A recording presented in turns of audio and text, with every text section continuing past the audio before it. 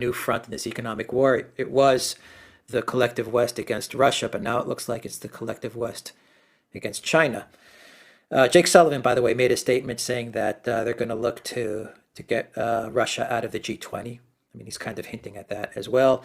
I saw a statement from the IMF, I believe the deputy chairperson, and that person said that a lot of countries are starting to move away from holding the dollar as a reserve currency, given what they saw with regards to the sanctions and going after the Russian central bank and these sorts of things. A lot of countries got spooked by it, as we said they would, and they're starting to diversify. So we have inflation. We have a trucker strike in Spain, which is not ending.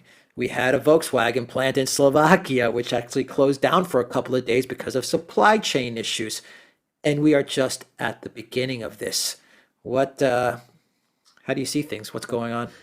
Well, what has happened is that if you dial back a couple of weeks, when they imposed those sanctions against the Russian central bank, we said at the time it is sanctions, shock and awe. You take this extraordinary step against the Russian central bank, the expectation, and you go back, you read the things they were saying at the time, and they're still there. You can still find the briefing notes on the White House website that the ruble would go into free fall. That was exactly what they said, that the Russian financial system would collapse, and the expectation was that with that financial collapse, the Russian economy would experience hyperinflation, and the hyperinflation crisis in Russia would bring down Putin. I mean, that was the plan. And we said in a video at the time that it was quite clear that the objective was regime change. Well, it hasn't worked out. The ruble fell, but it certainly didn't go into free fall, and it stabilized. The financial system in Russia did not break down. It's functioning. They've even had to relax the sanctions on the central bank to allow the Russians to make debt repayments, which was certainly not, despite what some people are saying, the original plan. And what's happened instead of financial shock and awe, provoking regime change in Moscow, is that the collective West finds itself in an economic war of attrition, for which it is hopelessly unprepared. I mean, they never strategized this because they never expected it. So they're now uncertain what to do. They see inflation rising. We've just had an inflation number out of Britain, which is that inflation in Britain is now at 6.2% annualized rate. And that's only up to the end of February. We don't know what the figure is going to be for March. Much higher, everybody expects. We're getting reports now that more and more plants are running out of key metals, and that there will be a real crisis with metals, strategic metals, in the autumn. We see also reports now circulating about a diesel oil crisis, especially in Europe. And you mentioned the truckers. Of course, trucks move on diesel oil. If there's no diesel oil, or if there's diesel oil shortages, that impacts on the whole economy, because you can't move goods around as easily as you once could, even if the truckers don't strike, which perhaps, by the way, they may do. We're going to see more rises in energy costs right across the European economy. All this talk about cutting off Russian oil supplies is, in a tight market, is just,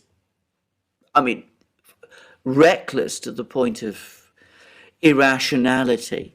There's been an article now in Politico which says that the US simply cannot, it's physically unable to replace Russian natural gas supplies to Europe with LNG. So that option really isn't there. And as we saw the other day, Qatar, despite what Robert Hambeck is saying, has made no commitments to do so. So we already had very high inflation in the West as a result of the reckless monetary and policies and fiscal policies of the Biden administration last year, which we talked about extensively in many programs that we did in the Duran. We said that this idea of, pumping up the economy with money, the US economy with money, at a time when it was already growing, in order to surpass Chinese growth rates, was going to end in higher inflation and a smash. And what they've now done is they've taken that already very high inflation and they're going to make it very much worse by inflicting on the economy an entirely unnecessary further supply chain crisis, which is far worse than the one we experienced during the pandemic. I mean, it's difficult to understand the logic of any of this, but of course they don't have any reverse gear. They're still looking to do things that will make the situation worse.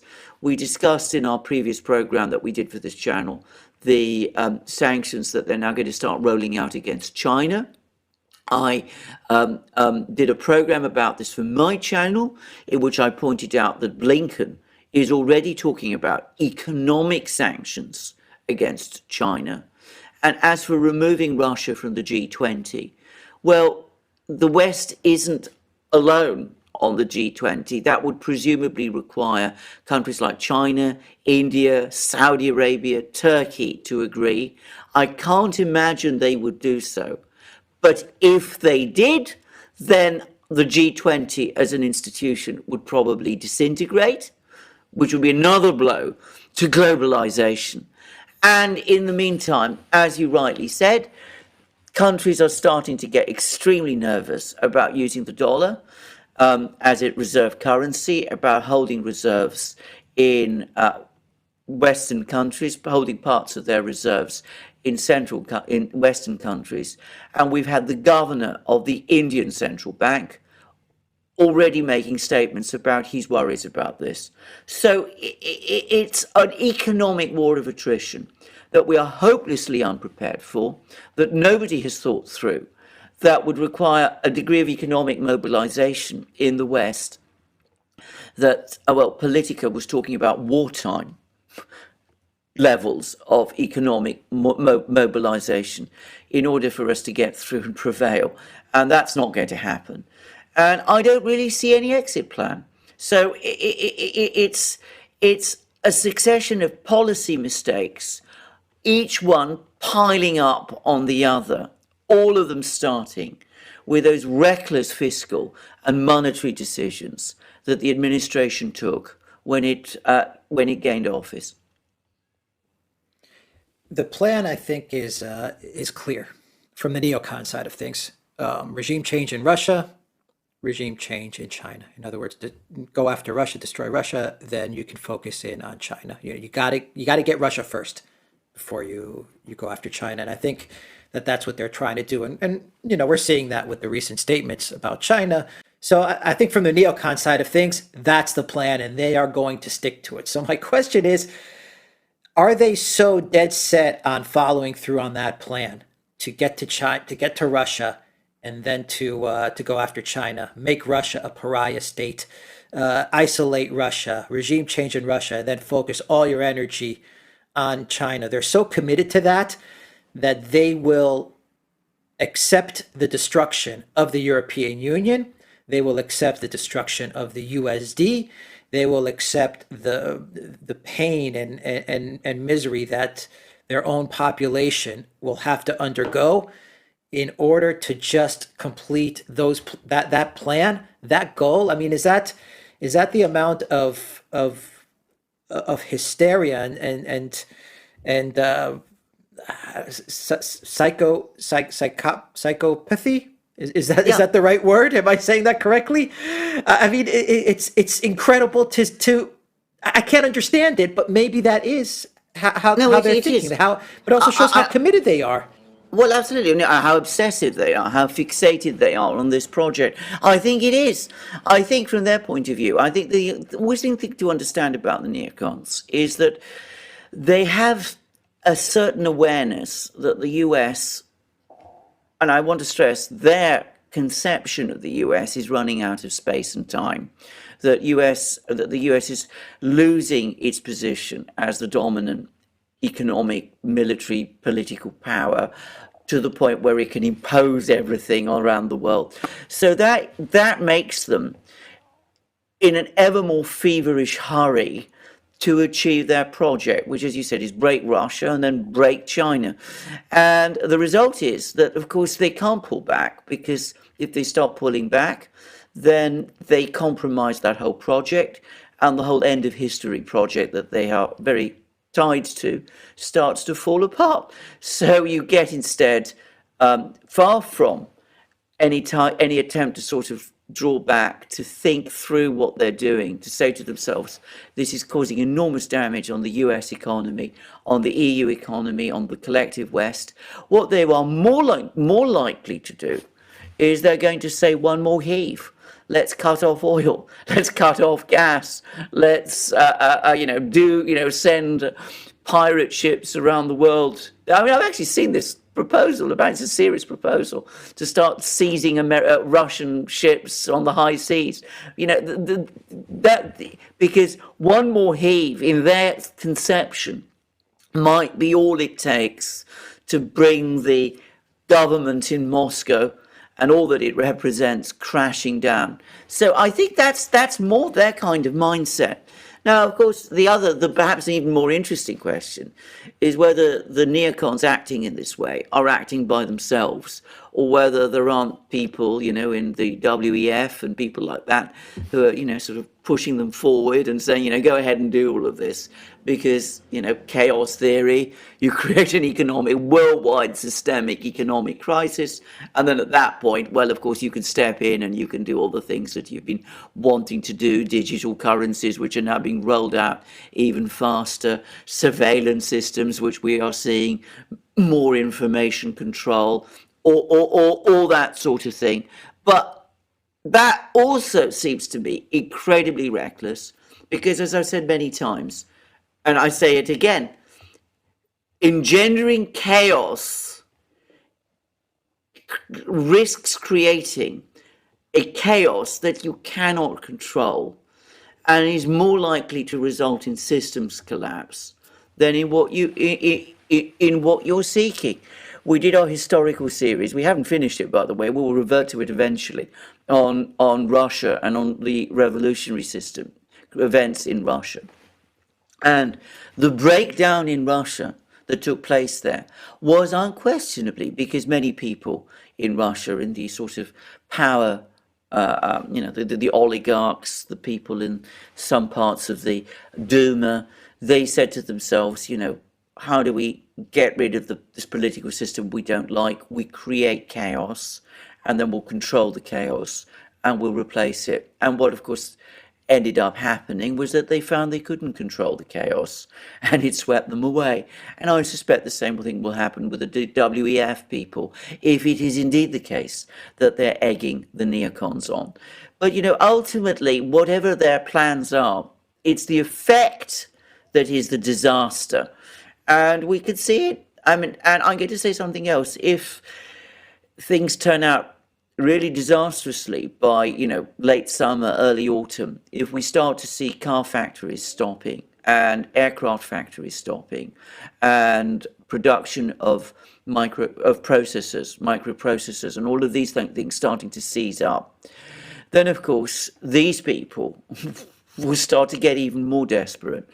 And if they're still in control of the administration at that point, and of its policies at that point, then, one shudders to think what kind of escalation they will go for.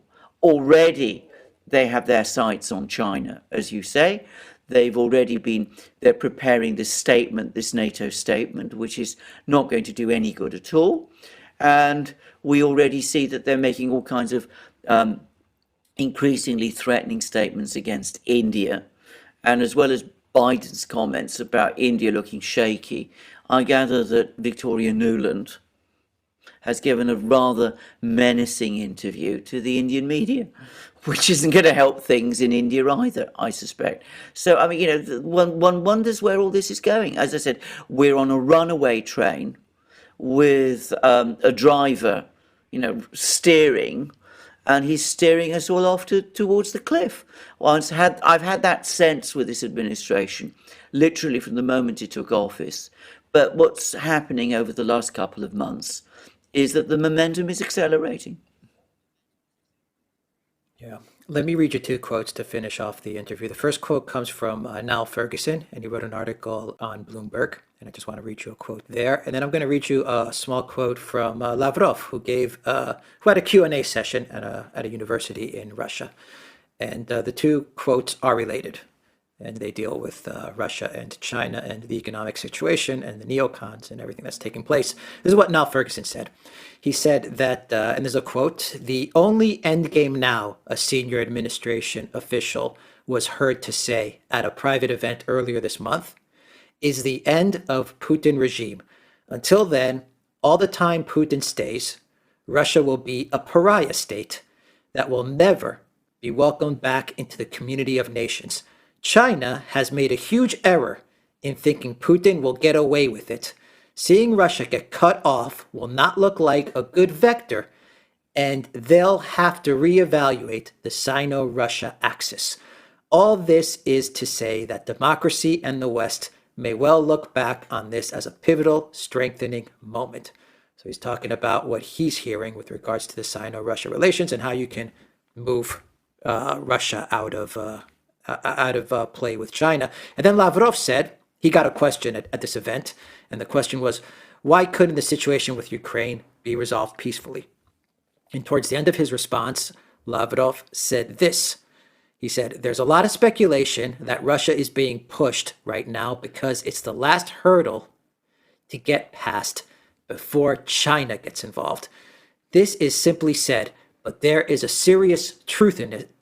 Why couldn't it be solved by peace? We have been proposing to solve this amicably for many years." What do you make of these two quotes? Well, I mean, they correspond exactly with what we've been saying. I would by the way, add that Niall Ferguson, who is pretty well known here in Britain, is of course, to all essentials, a neocon himself. I mean, this is a point that I really want to make.